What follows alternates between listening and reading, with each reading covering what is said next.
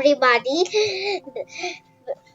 Welcome to Challenge 3, which is Mixed Reality Say Cheese. So this is about photogrammetry. So here are my video items and this is my real items.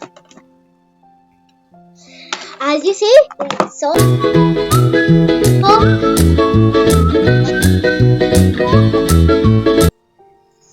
these kind of 3D videos I've used Polygam. It's very simple to do it. You have to simply take one item which you like, and turn your camera around it 360 degree. If you turn the object around, it won't turn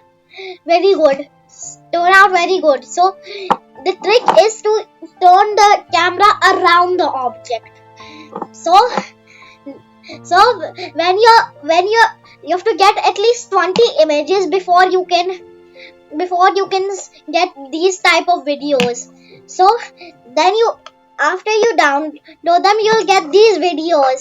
So hope you enjoyed it. I'll be back with more interesting videos. Bye.